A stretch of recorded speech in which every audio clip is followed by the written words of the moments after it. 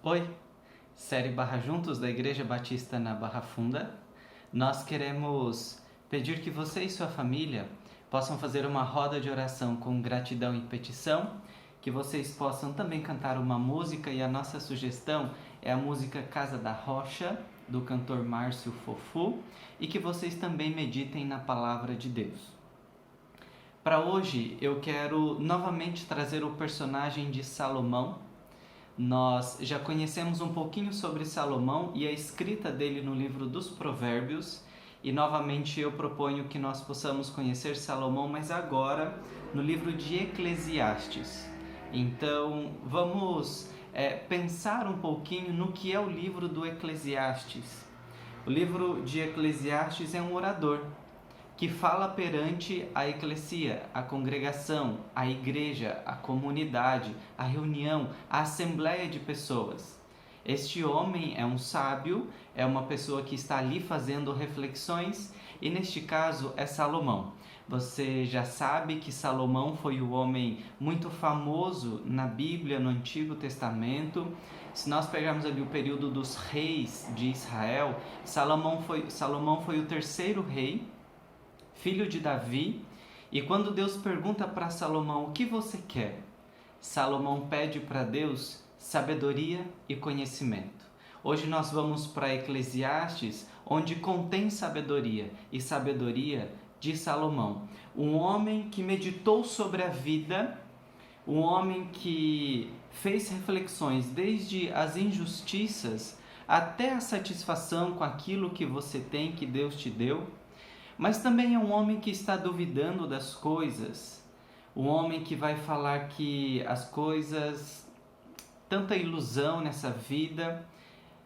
E no determinado momento, esse orador, que é Salomão, ele está pessimista, mas ele muda a sua atitude no final do livro de Eclesiastes, quando ele fala que existe um caminho de sabedoria, que começa com temor ao Senhor e obediência aos mandamentos de Deus. Este homem crê e teme a Deus.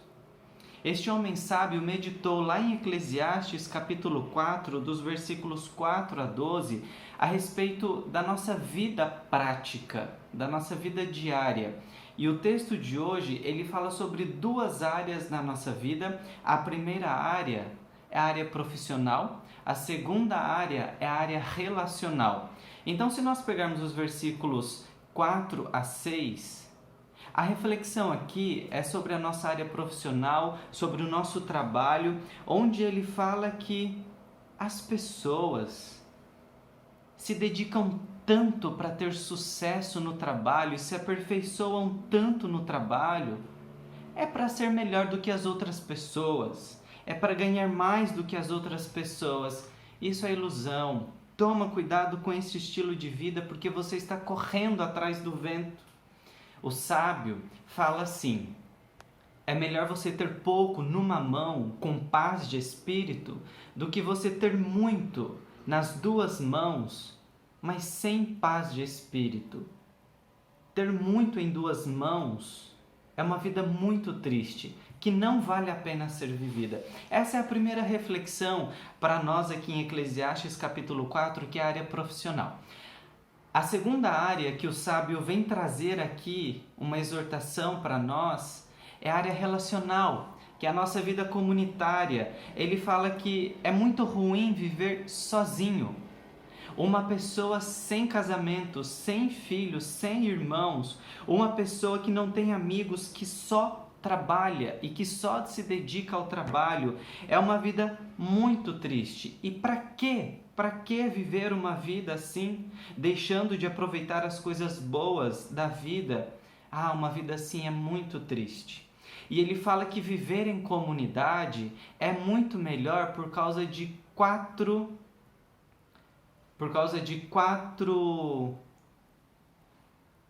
coisas boas na nossa vida, que nós somos ajudados e que nós ajudamos as outras pessoas. A primeira coisa boa é que quando a gente trabalha com pessoas, a gente se enriquece mais.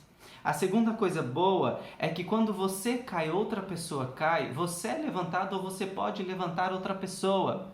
A terceira coisa boa é que se faz frio, é melhor se aquecer juntos. A quarta coisa boa é que se você sofrer um ataque, é melhor você se livrar desse ataque se você estiver vivendo com pessoas. Sabe por quê? Porque um cordão de 3 dobras é difícil de ser quebrado. O cordão de 3 dobras é quando nós trançamos um fio que é muito mais resistente se ele for de 3 do que apenas um.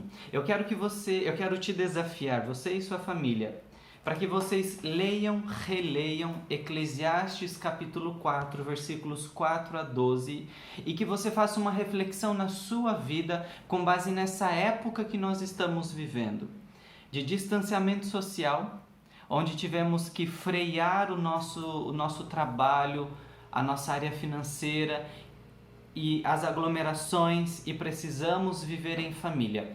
Olhe para este texto como se você olhasse para o espelho e o que é que esse texto tem a ver com a sua vida. A gente se vê no próximo vídeo. Até mais!